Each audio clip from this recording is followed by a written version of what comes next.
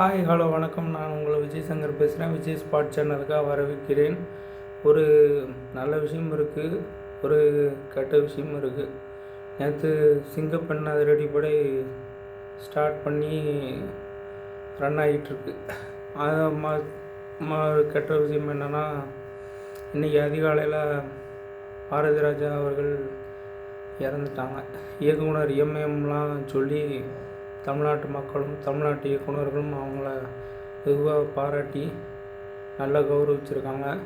நம்ம தமிழ்நாட்டு முதலமைச்சர் அவர்களுக்கு இந்த இடத்துல நன்றி தெரிவிச்சுக்கிறேன்.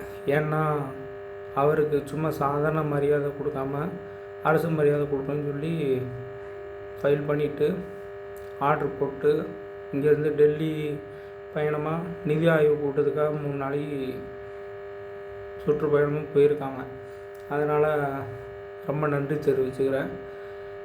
இது பாரதி ராஜா அவர்களுக்கும் பெண்களுக்கும் ஒரு சம்மந்தம் இருக்குது. அதனால தான் இந்த வீடியோவோட அந்த ரிப்பு விஷயத்தையும் பாரதி ராஜா அவர்களுக்கு குடிக்கக்கூடிய அந்த ரிப்பு இரங்கல் விஷயத்தையும் சேர்த்து நான் சொல்கிறேன். ஏன் அந்த சிங்கப்பெண் விஷயமா இருக்கட்டும், சிங்கப்பெண் அதிரடிப்படை விஷயமா இருக்கட்டும், இதாக இருக்கட்டும், ரெண்டையும் மிக்ஸ் பண்ணி ஏன் சொல்கிறேன்னா, பாரதி ராஜா அவர்களுக்கு எடுத்த முக்கால்வாசி படத்தில் அவர் காதல் சம்மந்தப்பட்ட படம் எடுத்திருந்தாலுமே அதில் ஒரு பெண் சுதந்திரம், பெண் விடுதலை, பெண்களுக்கு ஒரு மரியாதை கொடுக்கணுங்கிற இது பண்ணி தான் கொண்டு வந்திருப்பார். நீங்கள் பழைய படத்தில் இருந்து பார்த்துருந்தீங்கனாலே தெரியும். அந்த படத்தில் பாரதி ராஜா சார் எடுத்த படத்தில் பார்த்தீங்கன்னா பெண்கள் யாருமே சாகிற மாதிரி காட்டியிருக்க மாட்டார். அதுக்கு ஆப்போசிட்டாக ஆண்கள் சாவாங்க, இல்லாட்டி ஆண்கள் பிரிஞ்சு போகிற மாதிரி காட்டியிருப்பாங்க. அப்படி தான் காட்டியிருப்பாங்க. ஏன்னா ஒரு பெண் எந்த ஒரு விஷயமா இருந்தாலும் எதிர்த்து நிற்கணும், தைரியமாக நிற்கணும், யாராக இருந்தாலும் விடக்கூடாது, துணிஞ்சு நிற்கணும் அப்படிங்கிறத அவர் இமிடேட் பண்ணி காட்டியிருப்பார். அதே அவர் படத்துக்கு ஒரு பெரிய ப்ளஸ் பாயிண்ட்டு. மண் வாசனை ரேவதியாக இருக்கட்டும், அப்புறம் முதல் மரியாதை ராதாவாக இருக்கட்டும், ஒரு பெண்ணை பற்றி தப்பாக பேசின உடனே தான் சத்யராஜ் தப்பாக பேசுவார். முதல் மரியாதை படத்தில் அந்த வடிவகரசியை பற்றி தப்பாக பேசுவாங்க. வடிவகரசியோட ஹஸ்பண்ட் யாருன்னா சிவாஜி கணேசன். சிவாஜி கணேசனையும் ராதா மேமும் ஒன்றா லவ் பண்ணுவாங்க. ஒன் சைடாக 2 பேருமே லவ் பண்ணிக்கிட்டு இருப்பாங்க. ஆனால் சொல்லிக்க மாட்டாங்க. ஆனால் கடைசியில் என்ன ஆகும், அவருக்கு அவப்பெயர் இவங்க தெரியுங்கிறதுனால, சத்யராஜ் தெரிய வர்றதுனால அவன் அந்த அவப்பெயர் இவன் ஊருக்குள்ள விட்டால் அந்த அவப்பெயர் இவன் மூலமாக வந்துடும், யார் சிவாஜி கணேசனுக்கு வந்துருங்கிறதுக்காகவே அடித்து கொண்டுவாங்க. ஒரு பெண்ணுக்கு ஒன்றுனா ஒரு பெண்ணு தான் காப்பாற்றணும். அதே மாதிரி மண் வாசனை ரேவதியாக இருக்கட்டும், ஊர் தலைவர் அடித்து விரட்டி அந்த காளி உருவத்திலலாம் கொள்ளும். அப்புறம் 16 வயது நிலை சொல்லவே வேண்டாம். அதில் நல்லாவே ஆக்டிங் கொடுத்துருப்பாரு. ரஜினி சாரும் சரி, கமல்ஹாசனும் கோமனும் கட்டி அந்த நாளில் அந்த மாதிரி நடிச்சிருப்பார். கொஞ்சம் கூட கூச்சம் இல்லாமல். எந்த ஹீரோவாக இருந்தாலும் அப்படி நடிச்சிருப்பாங்களான்னு தெரியல. இப்போ இதில் நான் என்ன சொல்ல வரேன்னா, ஹீரோ முக்கியம் கிடையாது. அது டைரக்ஷன் பண்ணது யார்? பாரதி ராஜாங்கிற ஒரு பெரிய மயம். அவர் இறந்துட்டாருங்கப்போ தான் கொஞ்சம் மனசு வருத்தமாக இருக்குது. ஏன்னா இன்னும் அவர் உயிரோடு இருந்திருந்தால் நிறையா புதுமுக இயக்குநர்களுக்கும் புதுமுக நடிகர்களுக்கும் நல்ல ஒரு எடுத்துக்காட்டாகவும் வழிகாட்டாகவும் இருந்திருப்பார். என்னோட தாழ்மையான இரங்கலை தெரிவித்துக் கொள்கிறேன். அது மட்டும் இல்லாமல் அவர் இதுக்கு போன வருஷம் அவர் பையன் மனோஜ் இறந்துட்டாங்க மாரடைப்பால். அந்த இது ஏற்கனவே உடம்பு சரியில்லாமல் தான் இருந்தார் பாரதி ராஜா சார். இந்த நம்ம வீட்டு பிள்ளையாக இருக்கட்டும், அதுக்கப்புறம் மனோஜ் கடைசியாக டைரக்ஷன் பண்ண படமாக இருக்கட்டும், 2 படத்துலையுமே ஸ்லோவாக தான் நடப்பார், ஸ்லோவாக தான் போவார். அப்படி இருக்கும்போது அவருக்கு அதையே இந்த பையன் இறந்த பையன் நம்மளுக்கு கொல்லி போடணும்னு நினச்சோம். கடைசியில் அவனுக்கு நம்ம கொல்லி போடுற மாதிரி ஆகி போச்சேன்னு. ஏன்னா ஒரே பையன்தான், 2-3 பையன் பெற்று அந்த மாதிரி எங்கள் அப்பா மாதிரி இருந்திருந்தால் கூட அவருக்கு அந்த மாதிரி கவலை இருந்திருக்குமா என்னன்னு தெரியல. ஒரே பையங்கிறதுனால அவருக்கு வந்து அதை மனசு நொந்து ஒரு மாதிரி உடஞ்சி போயிட்டார். அதே ஹாஸ்பிட்டலில் போயிட்டு இருக்கிற மாதிரி பண்ணி இந்த ஒரு வருஷமாக கிடப்பிலே கிடந்து அதுக்கப்புறம் வேறு வழி இல்லாமல் இன்றைக்கி அதிகாலையில் தான் இறந்து போயிருக்காங்க. அதுதான் என்னோடய சேனல் சார்பாகவும் என் சார்பாகவும் இருந்த ஆழ்ந்த இரங்கலை தெரிவித்துக் கொள்கிறேன். அப்புறம் இந்த சிங்கப்பெண் அதிரடி படை நேற்று ஸ்டார்ட் பண்ணாங்க விஜய் சார். 350 கோடி இதுக்காக நிதி ஒதுக்கியிருக்காரு. நான் இந்த எதிர்கட்சிக்காரங்க எப்பயும் போல தான் கதற குரூப்ஸு அவனுங்களாம் என்ன சொல்லிகிட்டு இருக்காங்கன்னா, இவங்க வந்து நாங்கள் ஏற்கனவே ஃபாலோ பண்ண திட்டத்தில் ஸ்டிக்கர் ஒட்டி ஸ்டாம்ப் ஒட்டி அதை பண்ணி இதை பண்ணி இது என்ன போஸ்ட்டுக்கு வர ஸ்டிக்கர் ஒட்டி ஸ்டாம்ப் பண்ணுறதுக்கு. அதாவது இந்த வாய்க்கு வந்த விதமாக பேசுகிறது அது. அப்புறம் இந்த ஏதோ சொல்லுவாங்களே, உதவி பண்ணாலும் உபத்திரம் பண்ணாமல் இரு. இது ரெண்டையுமே இந்த ரெண்டு கட்சியுமே ஏற்கனவே பண்ணிக்கிட்டு தான் இருப்பானுங்க. இவனுங்களுக்கெல்லாம் மக்களுக்கு நல்லது பண்ணுறங்கிறது ஒரு இந்த வேப்பலையை வாயில் வைக்கிற மாதிரி அதை பண்ணவே மாட்டானுங்க. ஆனால் கெடுதல் பண்ணனா முதல்ல வந்து நிற்பானுங்க. இந்த எலெக்ஷனுக்கு முன்னாடி தான் இந்த மாதிரி பண்ணாங்க. என்னது, டிவிக்கு சம்மந்தப்பட்ட மீட்டிங் எங்கெல்லாம் நடக்குதோ அங்கே ஃபீஸ் கேரியரில் பிடிக்கிட்டு ஓடுறது. சரியா, இப்போ என்ன பண்ணாங்க, அப்படியே ஆட்சி மாறினவுடனே எந்த ஃபீஸ் கேரியரில் பிடிக்கிட்டு ஓட முடியல. அதனால் என்ன பண்ணுறானுங்க, கரண்டை உள்ளாட்சியில் பூரா அவங்க ஆளுகளை வச்சுக்கிட்டு, ஏன்னா கவுன்சிலர் அந்த பரதேசி தானே இருக்கானுங்க. உள்ளாட்சியில் பூரா அவங்க ஆளுக அதிகாரியும் ஒரு சிலர் அவங்களுக்கு உடந்தே தான் இருக்காங்க, அரசு அதிகாரிகளுமே. அதனால் அவங்க வந்து கொஞ்சம் கொழுப்படுத்து அந்த மாதிரி அலைஞ்சிக்கிட்டு இருக்காங்க. அவனுங்க வந்து அவங்களுக்கு டிஎம்கே ஏடிஎம்கே தான் இவ்வளோ வருஷம் ஓட்டு போட்டிருக்காங்க. இந்த ஓட்டு போட்டு ஜெயிக்க வச்சது பூரா யாருன்னா யங் ஜென்ரேஷன் தான் ஓட்டு போட்டு ஜெயிக்க வச்சுருக்காங்க. அப்படிங்கப்போ அதை வந்து அவங்கள ஜீரணிக்க முடியலை. இந்த கவர்மெண்ட் அதிகாரிகள் இவங்க பூரா இருக்கிறது பூரா யாருன்னா 35 மேலே இருக்கிறாங்க. அதில் ஒரு சிலர் மட்டும்தான் விஜய் சப்போர்ட்டு. மீதி எல்லா பரதேசிகளும் ஏஇலேருந்து ஜெஇ வரைக்கும் இருக்கிற எல்லா பரதேசியும் அந்த இபி டிபார்ட்மெண்ட்டை பொறுத்தளவில் இவங்க பண்ணுறதான். பெரம்பூரில் ஒரு டிரான்ஸ்ஃபார்மரை கொளுத்தி விட்ருக்காங்கன்னா அப்போ அவங்களுக்கு எந்த அளவுக்கு வயிற்றெரிச்சல் இருக்குது பாருங்கள். அவங்களோட வயிற்றெரிச்சல் தான் இந்த டிரான்ஸ்ஃபார்மரை எரிச்சு விட்ருக்கு. எனக்கு இந்த டிரான்ஸ்ஃபார்மர் எரிச்சு விடுறது, ஃபீஸ் கேரியர் பிடிக்கிட்டு போகிறது கூட பிரச்சனை இல்லை. இதனால் பாதிக்கப்படுறது யார்? இவ்வளோ நாள் உங்களுக்கு ஓட்டு போட்டு ஜெயிக்க வச்ச மக்கள் தானே. அவங்க அடுத்து ஓட்டு போட நினைக்கிறீங்களா இல்லையா? நீங்கள் இதெல்லாம் பண்ணும்போது விஜய் மேலே இன்னும் கொஞ்சம் தான் சிம்பதி கிரியேட் ஆகும். அதாவது சிஎம் விஜய் சார் மேலே இன்னும் கொஞ்சம் தான் சிம்பதி கிரியேட் ஆகும். இன்னும் ஓட்டு இன்னும் கொஞ்சம் தான் ஸ்ட்ராங் ஆகும்.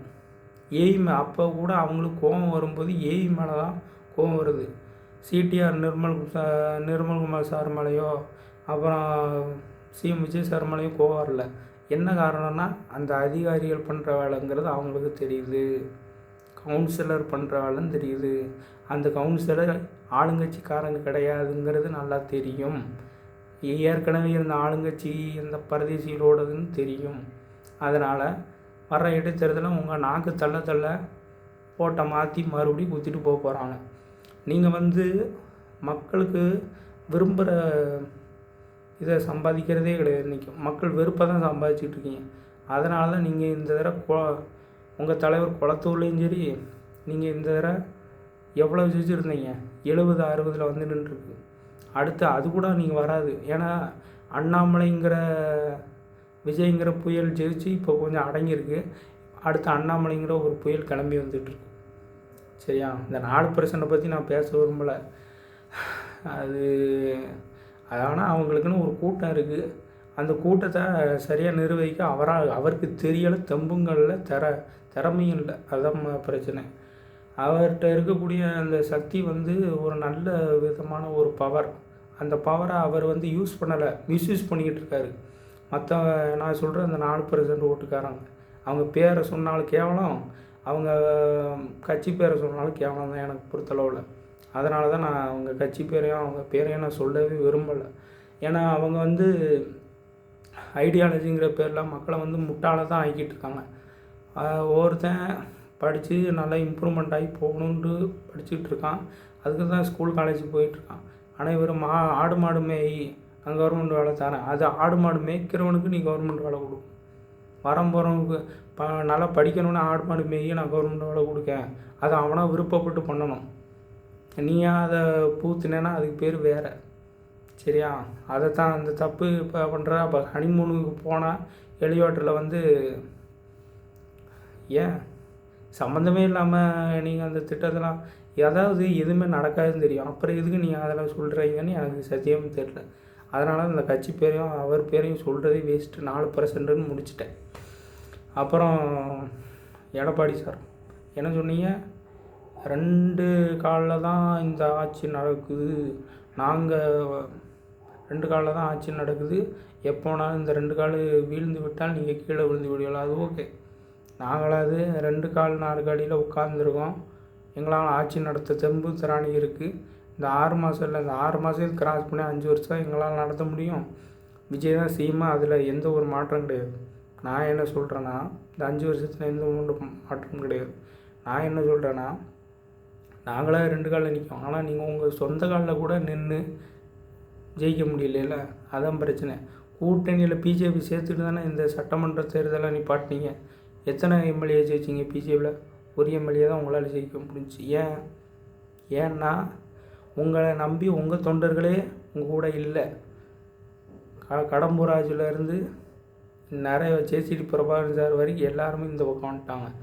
ஜேசிடி பிரபாகரன் சார் முன்னாடி வந்ததுனால அவர் இப்போது சபாநாயகராக இருக்குது. கடம்பூராஜி லேட்டாக வந்துட்டார். அவர் கொஞ்சம் சீக்கிரம் வந்திருந்தால் அவரை எம்எல்ஏவாக ஆக்கியிருக்க கூட வாய்ப்பு இருக்குது. எதுக்கு இதெல்லாம் சொல்கிறேன்னா, உங்கள் கட்சி பேசக்கூடிய அருகதைன்னு சொல்லக்கூடாது, உங்கள் கட்சியை பற்றி பேச வேண்டிய அவசியமே எனக்கு கிடையாது. ஏன்னா நீங்கள் வந்து எப்போ ஃப்ராடு பண்ணி ஜெயிக்கணும், சீட்டில் உட்காரணும்னு நினச்சிங்களோ அப்போயும் நீங்கள் தோத்துட்டீங்க. கில்லி படத்தில் விஜய் சார் சொன்ன மாதிரி தான், ஃப்ராடு பண்ணி நீ எப்போ ஜெயிக்கணும்னு நினச்சியோ அப்போயே நீ தோத்துட்டடான்னு ஒரு டைலாக் சொல்லுவார். அதை தான் எடப்பாடி சார் பண்ணார். எப்படி டிஎம்கே உதயநிதி அவர்களுக்கு விஜய் சீனியராக காலேஜில் இருந்தாலும் ஏத்தாப்பில் உட்காந்து சிஎம்ஆருக்கு பிடிக்கலங்கிறதுனால உங்கள் கூட கூட்டணி வச்சு என்ன ஆட்டாண்டா இடே கொஞ்ச நாள் ஆட்டமாடா போட்டிங்க. நீங்கள் அந்த தொகுதி மக்களுக்கு எம்எல்ஏவாக இருக்கலாம், ஆனால் மொத்த தமிழ்நாட்டு மக்களுக்கும் துரோகம் பண்ணலான்னு தான் நினச்சிருக்கீங்க. அதான் ஆண்டவனாக பார்த்து அந்த கூட்டணி கட்சி டிஎம்கேல இருந்த அந்த கூட்டணி கட்சியுமே அவங்க மேலே ஒரு வெறுப்பு உண்டாகி இந்த விஷயம் எப்படியோ தெரிஞ்சு அங்கேருந்து வெளியே வந்ததாக இருக்கட்டும். அப்புறம் உங்கள் ஏடிஎம்கேல இருந்த C V Shanmugam, S Velumani sir இவங்களாம் வெளியே வந்து அப்புறம் மறுபடியும் உள்ளே போய் ஜாயின்டாகி ஒரு 4 பேர் மட்டும் வெளியே வந்து விஜய் சார் கூட சேர்ந்ததாக இருக்கட்டும். இது எல்லாம் கடவுளின் கிருபையால், இறைவனின் அருளால் மிக சிறப்பாக நடந்தது. நான் எதுக்கு இதை சொல்கிறேன்னா, தன்வினை தன்னை சுடும், அதைத்தான் நான் சொல்ல வரேன். இப்போ இந்த முந்தானத்து 10 பேர் வந்து ஜாயிண்டாக இருக்காங்க. இனிமேல் ஒவ்வொருத்தராக வருவாங்க. நீங்களாம் அப்பப்போ குரல் கொடுத்துக்கிட வேண்டியதான். நீங்கள் குரல் கொடுத்தா தான் ஏடிஎம்கே இருக்குங்கிறது தெரியுங்கிறதுனால அப்பப்போ வெளியே வந்து குரல் கொடுத்துட்ருக்கீங்க. பாலிமர் நியூஸ் ஒரு காலை நேற்று சிங்கப்பண்ணாதிர அப்படி அந்த ஃபங்க்ஷன் நடந்துகிட்ருக்கு. எதுவுமே எந்த சேனலுமே ஒரு காலைன்னு சொல்லி நீங்கள் அப்புறம் இந்த 4% கட்சி தலைவர், அப்புறம் நம்ம உதயநிதி சார் எல்லோரும் வளைச்சி பேட்டி கொடுக்குறீங்களே, உங்களுக்கு ஒன்று தெரியுமா? இதுக்கெல்லாம் ரொட்டேஷனாக மெயினாக யார் எங்கிறதுனா சபரீசன் ஒருத்தர். அந்த சபரீசன் ஒருத்தருக்கு கீழே தான் இந்த சன் நெட்வொர்க்குன்னு இருக்குது. அந்த சன் நெட்வொர்க்கு கீழே தான் இத்தனை மெயின் ஸ்ட்ரீம் மீடியா கண்ட்ரோலும் இருக்குது. அந்த இளவு எல்லாமே மக்களுக்கும் தெரியும், எங்களுக்கும் தெரியும். நாங்கள் சும்மாலாம் ஒன்றும் விஜய் சாருக்கு ஓட்டு போட்டு ஒன்றும் ஜெயிக்க வைக்கல, அவரை சிஎம் ஆக்கலை. நீங்கள் இந்த மாதிரி கப்பித்தனமான வேலைலாம் பார்க்குறீங்கிறனால தான் மாற்றி ஓட்டு போட்டு ஜெயிக்க வச்சுட்டு போனோம்டா. நீங்கள் எலெக்ஷன் முன்னாடி தான் இந்த சித்து வேலையை பார்த்தீங்கன்னா இப்போயுமாடா இந்த வேலையை திருட்டு போய் வேலை பார்த்துக்கிட்டு இருக்கீங்க. நான் மறுபடியும் என்ன கேட்குறேன், இதனால் பாதிக்கப்படுற போகுது அந்த சேனல்ஸ் மட்டும் இல்லை, அந்த சேனலோட டிஆர்பியும் தான்.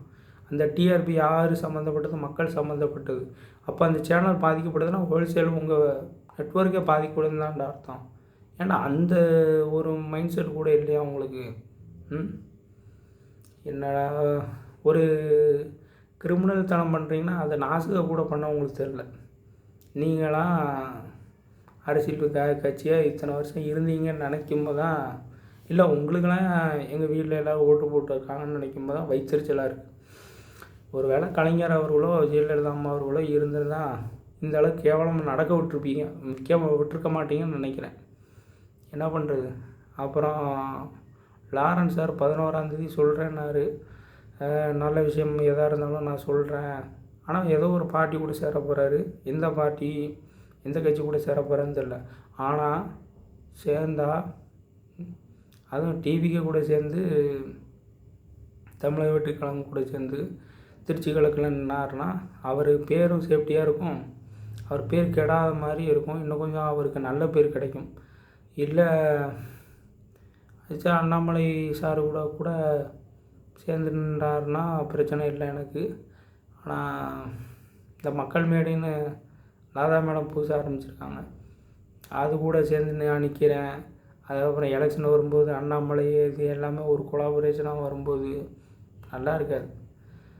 அதாவது சக்கரை பொங்கலில் வடகறி ஊற்றி சாப்பிட்டா எவ்வளோ கேவலமாக இருக்குமோ அந்த மாதிரி இருக்கும். அதுதான் நான் சொல்ல வரேன். அதாவது அவங்களுக்கு இருக்கக்கூடிய மரியாதை அவங்களுக்கு எடுத்துக்கிற மாதிரி, அதுதான் நான் சொல்ல வரேன். இந்த சிங்கப்பெண் சிறப்பு படை அவங்களோட ரூல்ஸ் அண்ட் ரெகுலேஷன் என்னென்னா, ஒரு பெண்ணு ஒரு ஆண் மேலே சந்தேகப்பட்டு இல்லை புகார் பண்ணியோ கம்ப்ளைண்ட் பண்ணால் உடனே அரெஸ்ட் பண்ணலாம். அவங்களோட ரூல்ஸ் அண்ட் ரெகுலேஷனாக தான். அதே பெண்ணு, அதே சிங்கப்பெண் அதிரடிப்படை கைது பண்ண மட்டும்தான் முடியும். மூவ் பண்ணுறது, சார்ஜ் ஷீட் ஃபைல் பண்ணுறது அது எல்லாமே அதுவும் இது பண்ணலாம். ஆனால் கொண்டு போய் யார்கிட்ட ஒப்படைக்க முடியும்னா காவல்துறையிட்ட தான் ஒப்படைக்க முடியும். அந்த காவல்துறை ஏற்கனவே இருந்தாங்களே அந்த 2 பரதேசிய கட்சியோட இருக்கவே கூடாது. அதான் இருக்கலே பெரிய பிரச்சனை. நிறைய பேர் என்ன சொல்லிகிட்டு இருக்காங்கன்னா, சட்டம் ஒழுங்கு பிரச்சனை இன்னும் கட்டுக்கடங்காமல் போயிட்டுருக்கு, வச்சுக்கிட்டு இருக்கு, அப்படி இப்படின்லாம் சொல்கிறாங்க. இவங்க ஆக்கி வச்சுட்டு போனதை மிச்சம் மீதி கொஞ்சம் கொஞ்சம் அங்கங்கே கிடக்கு, செதறி கிடக்கு. அதெல்லாம் ஒருங்கிணைச்சி அவங்கள சேர்த்து உள்ளே போட்டு கஞ்சாவெல்லாம் கொஞ்சம் கொஞ்சமாக அழிச்சிக்கிட்டு அப்படியே வராங்க. இன்னும் இருக்குது. இந்த கஞ்சா செடியெல்லாம் இப்படி பிடிச்சி செல்ஃபி எடுத்து ஸ்டேட்டஸ்லாம் போடுற அளவுக்கு அவங்களுக்கு அதுப்பு இருக்குன்னா, அப்போ அதை வளர்க்குற அளவுக்கு அவங்களுக்கு எந்த அளவுக்கு பவர் கொடுத்து வச்சுருப்பாங்கன்னு பாருங்கள். அப்போ இவனுங்களை வளர்த்து விட்டது யார்? இதுக்கு முன்னாடி இருந்தவங்க தான். அதனால தான் நேற்று இக்னோர் பண்ணிட்டு போனார் சிஎம் சார் பேசும்போது. இதுக்கு முன்னாடி நடந்தவங்களால தான் இதெல்லாம் நடந்திருக்கு, ஆனால் அதை பற்றி பேசி பிரச்சனைலாம் இக்னோர் பண்ணிட்டு போயிட்டார். அதே உங்களுக்கு பெரிய கேவலம்டா. இதில் சட்ட ஒழுங்கு பிரச்சனை பற்றி இவனுங்க பேசுகிறாங்க. நேற்று அப்புறம் அந்த பொக்குவாய் டிடிவி தினகரன் அவர்கள் என்ன சொல்கிறாரு, தாவி காவியினரிடமிருந்து பெண்களை பாதுகாக்க வேண்டும் முதல்ல அப்படிங்கிறார். சரி, ஓகே. தாவிக்காவிடம் பெண்களை பாதுகாக்க வேண்டும் சொல்லி 5 வருஷம் கோமாவில் இருந்த நீங்கள் இப்போ பேசுகிறீங்கன்னா, அந்த 5 வருஷமாக டிஎம்கே ஆட்சி நடக்கும்போது எங்கே போனீங்க? வேர் இஸ் த தினகரனுங்கிற கூகுளில் தேடக்கூடிய அளவுக்கு நீங்கள் அவ்வளோ கேவலமாக மறைஞ்சு போயிருந்தீங்க. அப்போ அந்த 5 வருஷமாக சட்டம் ஒழுங்கு பிரச்சனை வரலையான்னு நான் கேட்குறேன். பதில் இல்லை உங்களோட. அப்புறம் சரி, இந்த 5 வருஷத்தை விட்டுருங்க. அதுக்கு முன்னாடி ஏடிஎம்கே பீரியடில் எங்கே போனீங்க? அண்ணா யூனிவர்சிட்டி பிரச்சனையாக இருக்கட்டும், எத்தனை பிரச்சனை வந்தது. அதுக்கெல்லாம் நீங்கள் குரல் கொடுக்கவே இல்லை. எங்கே போனீங்க? ஏன் இப்போ குரல் கொடுக்குறீங்கன்னா, உங்களோட ஒரு சட்டமன்ற உறுப்பினர் உங்கள் கட்சியை சேர்ந்த ஒருத்தர் டிவியில் ஜாயின் பண்ணிட்டார், காமராஜர்னு ஒருத்தர். அந்த வைத்தறிச்சலில் போட்டு புலம்புறீங்க. உங்கள் புலம்பல் என்னத்தான் புலம்புனாலும் மக்கள்கிட்ட செல்லுபடி ஆகாது. நீங்கள் ஒரு செல்லா காசான கட்சிங்கிறது தெரிஞ்சு போச்சு.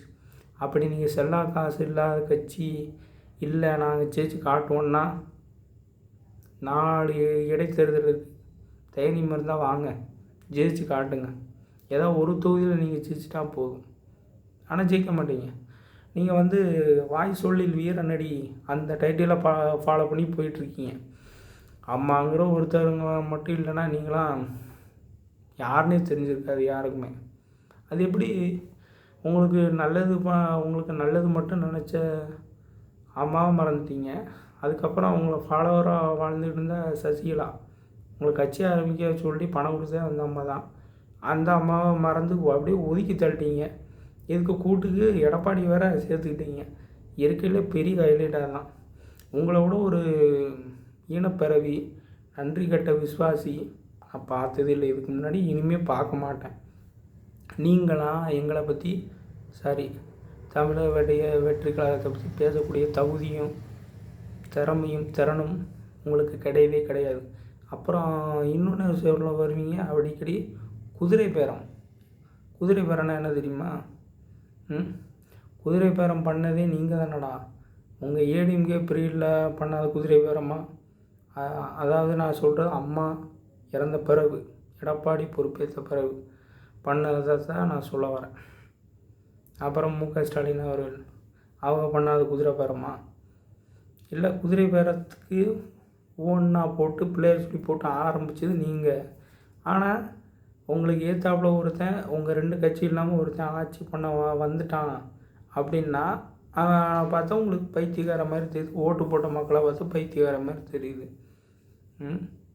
அந்த 4 தொகுதி எம்எல்ஏ பதவியை ராஜினாமா பண்ணது செல்லாது அப்படின்னு சொல்லிட்டு கோர்ட்டில் கேஸ் போடுறீங்க. ஏன் உங்களுக்கு கேவலமாக தெரியலையா? இருக்கிற அந்த மீதி 49 எம்எல்ஏ வெளியே போகாமல் பார்த்துக்கணுங்கிற அந்த அறிவு கிடையாது. அதை விட்டுட்டு சம்மந்தம் இல்லாமல் கோர்ட்டில் கேஸை போட்டு உங்கள் காசை வேஸ்ட் பண்ணுறது இல்லாமல் கட்சி பணத்தை போட்டு ஏன்டா வேஸ்ட் பண்ணுறீங்க? நான் என்ன சொல்ல வரேன்னா, உங்கள் கட்சியோட உட்கட்டமைப்பை நல்லா வச்சுக்கிட்டு வெளியே போய் நீங்கள் கேஸ் போடுங்க, ஜெயிச்சு காட்டுங்க, என்ன வேணாலும் பண்ணுங்க. அதை விட்டுட்டு சும்மா நானும் மதுரைக்காரன் தாண்டா மாதிரி நீங்களாம் ஒன்று வேணாம், எதுவும் சொல்ல வேண்டாம். அப்புறம் உங்களை நான் இது சொல்லிட்டேன்னா ரொம்ப அசிங்கமாக போயிடும். அதனால் வேணாம். சிங்கப்பெண்ணாதர் அடிப்படை 2500 போலீஸ் ரெக்ரூட்மெண்ட் பண்ணியிருக்காங்க. அதில் தென்காசியை சேர்ந்த ஒருத்தர் திருநங்கை. உண்மையிலே தமிழக வெற்றி கழகத்தின் ஒரு ஆப் வழியாக நான் உறுப்பினராக இருந்தாலும் அந்த உறுப்பினராக இருக்கலாம் நான் பெருமைப்படுறேன். சரியா? ஒரு பெண்களை முன்னெடுத்து இந்தியாவிலே யாருமே இந்த மாதிரி ஒரு சிறப்பு அதிரடிப்படை ஸ்டார்ட் பண்ணதே கிடையாது. நம்ம தமிழ்நாட்டில் இப்போ முறையாக ஆட்சி அமைச்சிருக்கிற தமிழக வெற்றி கழகத்தை சார்ந்த சி. ஜோசப் விஜய் என்னும் முதலமைச்சர் அவர்கள் முயற்சியால் தான் இது நடந்தது. அவர்கள் முன்னெடுப்பினால் இனிமே கொஞ்சம் கொஞ்சமாக பெண்களோட பாதுகாப்பு உறுதி செய்யப்படும். எந்த ஒரு பிரச்சனையும் எங்கேயும் வராதுங்கிற நம்பிக்கை 100% எனக்கு வந்திருக்கு. இன்னொன்று என்னென்னா, டிஜிபி மகேஷ் அகர்வால் அவங்கள நியமித்தது. அவர் தமிழ் என்ன தான் முன்ன பின்ன படித்தாலும் அவர் தமிழ் படிக்கணுங்கிற அந்த இன்ட்ரெஸ்ட்டில் தான் படிக்கார். அவரை நீங்கள் என்ன தான் கலாய்ச்சாலும் அவரை நல்ல வழி தான் தமிழ்லாம் படிக்கார். அதெல்லாம் ஒரு பிரச்சனையும் இல்லை. அவர் படிக்கிற தமிழ் கூட இங்கே இருக்கிற அரசியல்வாதிகள் முக்கால்வாசி பேர் க்ளீனாகவும் போல்டாகவும் படிக்க தெரியாது. பேப்பரை பார்த்து படித்தாலும் அவர் கரெக்டாக தமிழ் படிக்கிறார் இல்லையா அதையும் கலாய்ச்சி விளையாடுறாங்க. அப்புறம் முத்தாரு, Nakkeeran Gopal, no comment, simply waste. அவங்க 2 பேரை பற்றியும் பேசுகிறது வேஸ்ட் என்னை பொறுத்தளவில். அவங்கள சாமி பார்த்துக்குங்கிற மாதிரி கவர்மெண்ட் பார்த்துக்கிடுவாங்க, அரசாங்கம் பார்த்துக்கிடும். அதை பற்றி நம்ம கவலை இல்லை. இவ்வளோ தான் நான் சொல்ல வந்தது. ஃபஸ்ட் அண்ட் லாஸ்ட்டாக மறுபடியும் என்ன சொல்கிறேன், பாரதி ராஜா சாருக்கு ஆழ்ந்த இரங்கலை என் மூலமாக அவர் குடும்பத்தாருக்கும் தெரிவித்துக் கொள்கிறேன். அடுத்த வீடியோ இன்னும் கொஞ்சம் ஷார்ட் அண்ட் ஸ்வீட்டாக பேசுகிற மாதிரி நான் பார்க்குறேன். இனிமேல் பெண் பாதுகாப்பு முழுமையாக உறுதி செய்யப்படும். பெண்களுக்கு இனிமேல் எந்த ஒரு அநீதியும் நடக்காமல் பார்த்து கொள்வது இதை சொல்ல விட்டேன்.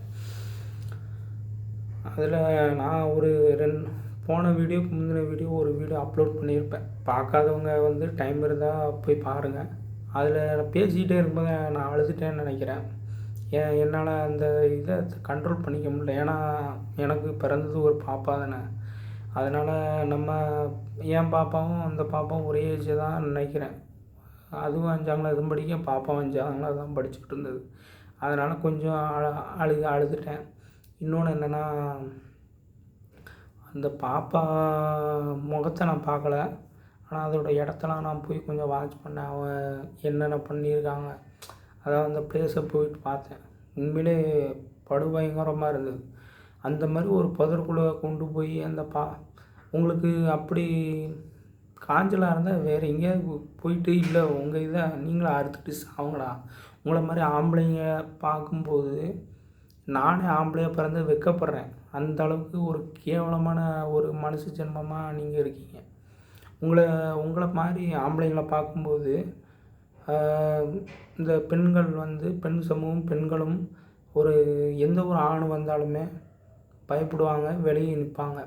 அதை தாண்ட இந்த மாதிரி இப்போ இந்த கூமுட்ட பயிலுக பண்ணுறதுனால, ஒருத்தன் பண்ணுற தப்புனால எல்லோரும் பாதிக்கப்படுறது காரணம். நான் எதுக்காக சொல்ல வந்தேன்னா, அதில் அந்த வீடியோவில் சொல்லியிருப்பேன். வெறுமனே ஒரு குடும்ப சம்மந்தப்பட்டது மட்டும் கிடையாது, போலீஸ் மட்டும் இதுக்கு ஒரு நிரந்தர தீர்வு கொடுத்துட முடியாது. பெண்கள் பாதுகாப்பில் தனி மனித ஒழுக்கம்னு சொல்லியிருப்பேன். அழுதுகிட்டே தான் சொல்லியிருப்பேன். அதைத்தான் நேற்று சிஎம் ஜோசப் விஜய் அவர்கள் சொல்லியிருப்பார். உண்மைதான். தனி மனித ஒழுக்கம் இருந்தால்தான் அந்த நாடு முன்னேறும். அந்த தனி மனித ஒழுக்கம் அந்த இடத்துல எதனால் கெட்டு போகுதுன்னா, போதை, கஞ்சா இது ரெண்டுமே இருக்கிறதுனால. இந்த போதைங்கிறது சரக்கு, அது இப்போ கொஞ்சம் கொஞ்சமாக கண்ட்ரோல் பண்ணிட்டாரு. எல்லா பக்கமாக இருந்த கடையப்புறம் க்ளோஸ் பண்ணிட்டு தூரமாக கொண்டு போயிட்டார். ஒரு சிலர் அந்த லாங் டிஸ்டன்ஸில் போய் வாங்கணுங்கிற கடுப்புலேயே போய் வாங்கிறத நிப்பாட்டிடுவாங்க. அதிலே கொஞ்சம் கொஞ்சம் அப்படியே மாறி திரும்பிடுவாங்க. ஒரு சிலர் வந்து கஞ்சா அந்த இதுக்கு அடிமையாக இருக்காங்க, அது கொஞ்சம் கொஞ்சமாக அடக்கிட்டு வராங்க.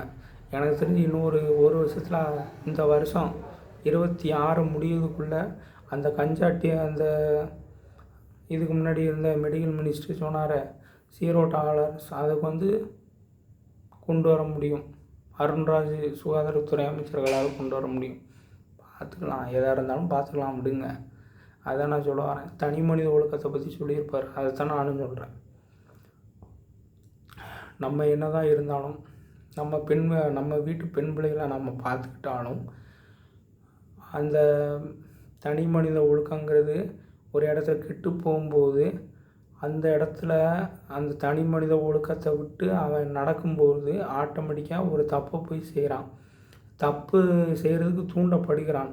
அந்த மூளை வந்து அவன் மைண்டை விட விட்டுட்டு அன்கண்ட்ரோலாக போகும்போது என்ன வேணாலும் பண்ணலாம். தங்கச்சியாக இருக்கட்டும், தாயாக இருக்கட்டும், அந்த போதை ஏற்றிட்டானா என்ன பண்ணுறோம் ஏது பண்ணுறோன்னு தெரியாமல் போயிடுது. அதுதான் காரணம். அப்போது அந்த போதை இருக்கிறனால தானே இவ்வளோ பிரச்சனை. அந்த போதையை அழிச்சிட்டான், வேரோட சாய்ச்சிட்டான். அதைத்தான் நேற்று அவர் சொன்னார். இதுக்கு முன்னாடி உள்ள கவர்மெண்ட்டு நிப்பாட்டலை. அதை பற்றி பேசி பிரயோஜனம் இக்னோர் பண்ணிட்டு போயிட்டார். அவங்க எதுவும் பண்ண மாட்டானுங்க. ஆனால் நம்ம பண்ணால் 1008 கேள்வி கேட்பானுங்க. கேள்வி மட்டும்தான் கேட்பானுங்க, ஆனால் செய்ய மாட்டானுங்க. இவங்கள மாதிரி பிக்காளி பிதிர்கோபாலாக நான் இது வரைக்கும் பார்த்ததில் இனிமேல் பார்க்க வேண்டான்னு ஆசைப்பட்றேன்.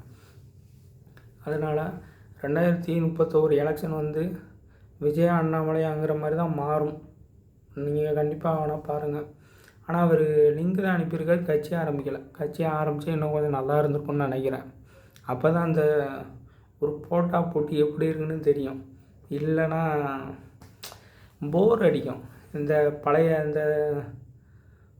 பழைய ஆள்களோட, அதான் டிஎம்கே பழைய ஆள்களோடய போட்டி போகிறது நம்மளுக்கு கொஞ்சம் போர் அடிக்குது. புதுசாக ஒருத்தன் கட்சி ஆரம்பித்து அவங்க கூட போட்டி போட்டால் தான் கொஞ்சம் நல்ல எனர்ஜியாக இருக்கும். ஃபுல் ஃபோர்ஸோட விளையாடலாம். பார்ப்போம், நாள் போக தெரியும். என்ன தான் அவர் பிஜேபியிலேருந்து ரிசைன் பண்ணிவிட்டு வெளியே வர மாதிரி வந்து புதுசாக கட்சி ஆரம்பித்து 11 லட்சம் பேர் சேர்த்தாருன்னா அது பெரிய விஷயந்தான். பார்ப்போம். அவர் ஜெயித்தா கண்டிப்பாக பிஜேபி ஜெயித்த மாதிரி தான். பார்ப்போம் எத்தனை பேர் கொண்டு வராங்க, எத்தனை பேர் நிப்பாட்டுறாங்க, எத்தனை பேர் ஜெயிக்கிறாங்கன்னு பார்ப்போம். அவர் வரணும்னு நான் எதுக்கு ஆசைப்பட்றேன்னா, அவர் யங்கர், விஜய் சார் யங்கர். அவர் படித்தவர், விஜய் சாரும் படித்தவர். அவர் ஐபிஎஸ், விஜய் சார் டிகிரி, அது வேறு விஷயம். அப்புறம் இன்னொரு நல்ல விஷயம் சொல்ல வந்துட்டேன். இந்த 2 பேருமே இளைஞர் ஓட்டை கவரக்கூடியவங்க. அவங்க ஆட்சிக்கு வந்தால் தான் நாட்டு மக்களுக்கும் சரி ஒரு போட்டி போட்டு ஒரு நல்லது செய்யணுங்கிற ஒரு மைண்ட் செட் வரும். மக்கள் ஆர்வமாக அடுத்தடுத்து ஓட்டு போடணுங்கிற மைண்ட் செட் வரும். அதைத்தான் நான் சொல்ல நினச்சேன். அப்புறம் முக்கியமான விஷயத்த சொல்ல மறந்துட்டேன். டாஸ்மார்க்கில் இதுக்கு முன்னாடி உள்ள ஆட்சியும் அதுக்கு முன்னாடி உள்ள ஆட்சியும் என்ன பண்ணாங்கன்னா, மாதத்துக்கு ஒரு தோராயமாக சொல்கிறேன், மாதத்துக்கு 100 கோடி வருமானம் வருது டாஸ்மார்க்கில். ஆனால் 100 கோடிக்கு அது மாதிரி தான் வருது. ஒரு தோராயமாக சொல்கிறேன், 100 கோடி ரூபா வருதுன்னா அந்த 100 கோடி அப்படியே அவங்கவுங்க கட்சி நிதிக்கு, இப்போ ஏடிஎம்கே ஆளுதுன்னா அவங்க கட்சி நிதிக்கு போயிடும் டாஸ்மார்க்லேருந்து வர்றது. சரியா, வருமானம். அதுக்கப்புறம் டிஎம்கே வந்துச்சுன்னா அவங்க கட்சிக்கு வருமானத்துக்கு அப்படி போயிடும். 100 கோடி அப்படியே போச்சுன்னா என்ன ஆகும்? அப்படியே சேர்த்து வச்சுக்கிட்டு கடைசி எலெக்ஷனுக்கு மொத்தமாக செலவு போனோம். ஆனால் விஜய் சார் என்ன சொல்லிட்டாரு, கட்சி நிதிக்கு வரக்கூடாது, நேராக கவர்மெண்ட் கட்சானா கொண்டு வா, எடுத்து மக்களுக்கு செலவு பண்ணணும், அவ்வளோதான், முடிச்சிட்டாரா. ஒரு மாதத்துக்கு 100 கோடின்னா, ஆனால் 100 கோடிக்கு மேலே தான் வரும். தோராயமாக ஒரு 100 கோடின்னு சொல்கிறேன். 12 மாதத்துக்கு 1200 கோடி. என்ன ஆச்சு? 5 வருஷத்துக்கு எவ்வளோ ஆச்சு? அப்போ அவ்வளோ காசு அடிச்சிருக்காங்க. அப்புறம் கிணத்துக்கடை விக்னேஷ் சாரும் சொல்லியிருந்தார், என்னென்னா டாஸ்மார்க்லையும் நிறைய ஊழல் பண்ணியிருக்காங்க அப்படின்னு. நீங்கள் கால் வைக்காத இடம் தான் எதுடா? ஊழலில் கால் வைக்காத ஒரு இடம் தான் எங்கே இருக்குது உங்களுக்கு? நான் கேட்குறேன். போகிற இடத்துல எல்லாத்துலேயும் ஊழல் தானா? மின்வாரிய துறையில் டிரான்ஸ்ஃபார்மர் வாங்கினதில் செந்தில் பாலாஜி வச்சு ஊழல் பண்ணிட்டீங்க. அந்த பரதேசி எங்கே போனாலும் ஊழல் தான் பண்ணிக்கிட்டு இருக்கான். அவனெல்லாம் எம்எல்ஏவாக ஜெயிக்க வச்சுருக்காங்க. அவங்க ஒரு கும்பிட்ட பயிலுங்க. என்ன பண்ணுறது? காசுக்கு வாங்கியிருக்காங்க, ஓட்டு போடுறாங்க. எனக்கு தெரிஞ்சு அவன் முட்டா பயிரில் ஓட்டு போட்டவனை முட்டாளாக்கிட்டு அவன் ஜெயிச்சுட்டு போயிட்டுருக்கான். அவன் எல்லாத்துலேயும் ஊழல் பண்ணிட்டான். செந்தில் பாலாஜிங்கிற ஒரு பரதேசி. கேஎன்ஆர் மேலே அமலாக்கத்துறை ஃபைல் பண்ணிடுச்சு. இப்போ கவர்னர் சைன் போட்டார்னா ஓகே ஆயிரும். ஆனால் அவர் இப்போ போட்டாரா எனக்கு தெரியல. அந்த நியூஸ் அஃபிஷியலாக வரல. இல்லை, என்ன சொல்ல வரேன்னா, இந்த மாதிரி மாற்றிட்டா மக்களுக்கு தேவையானதை செலவு பண்ணணும், இவ்வளோதான். இது கூட இவங்க பண்ணுறதுக்கு இவ்வளோ நாள் தோணலை.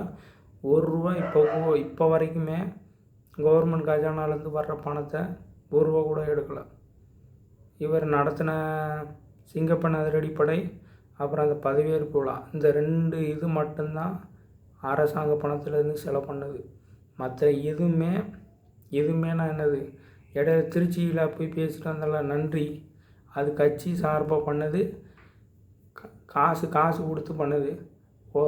ஒரு லைனாக சொல்லணும்னா, புஷி ஆனந்த் எங்கெல்லாம் போய் சூப்பர்வைசிங் பண்ணி அந்த விழா ஏற்பாடு பண்ணுறாரோ அது மட்டும்தான் கட்சியோட ஏற்பாடு. அந்த கட்சியோட ஏற்பாட்டுக்கு செலவு பண்ணுறது விஜய் சார் தான். அவரோட பணம் தான் எடுத்து தான் செலவு பண்ணுவாங்க. சரியா? இவனுங்களை மாதிரி கவர்மெண்ட் கட்சானாலேருந்து அவனையும் கூப்பிட்டு 500 கொடுக்கறது, 200 கொடுக்கறது.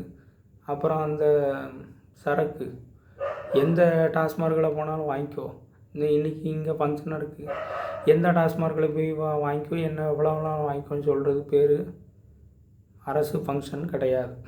அரசு ஃபங்க்ஷன்னால் என்ன தேவையோ அதுக்கு மட்டும்தான் செலவு பண்ணணும். தேவையில்லாததுக்கெலாம் அவங்கள கூட்டத்தை சேர்க்கறதுக்கெல்லாம் அதுக்கெல்லாம் கிடையாது. மாறும், நம்பிக்கை வைப்போம், மாறும், ஒவ்வொன்றா மாறும். ஓகே, எது நடப்பதோ அது நன்றாகவே நடக்கும், எது நடக்க இருக்குதோ அதுவும் நன்றாக நடக்கும். நல்லதே நடக்கும், வெற்றி நிச்சயம் அப்படின்னு சொல்லிட்டு இந்த வீடியோ முடிக்கிறேன். நாளைக்கு அவருக்கு தகனம் பண்ணுறாங்க. அவரோட பாடியை வந்து அவர் சொந்த ஊரான தேனி மாவட்டத்தில் தகனம் பண்ணுறாங்க. சரி, அவரோட ஆத்மா சாந்தி அடைய நான் பிரார்த்திக்கிறேன். நல்ல ஒரு மனுஷன், நல்ல ஒரு இயக்குனர். அவர் போய் சேர்ந்தது நம்ம தமிழ்நாட்டை அவர் மிஸ் பண்ணுறாரோ இல்லையோ, நம்ம தமிழ்நாடே அவரை ரொம்ப மிஸ் பண்ணுது. அதனால் இந்த ஒரு வருத்தமான நிகழ்வில் என்னுடைய காணொளியை நான் உங்களிடம் முன்வைத்துள்ளேன். இது உங்களுக்கு பிடிச்சிருந்ததுன்னா லைக் பண்ணுங்கள், கமெண்ட் பண்ணுங்கள், ஷேர் பண்ணுங்கள், முடிஞ்ச ஹைப் கூட பண்ணுங்கள். ஓகேவா? பாய்.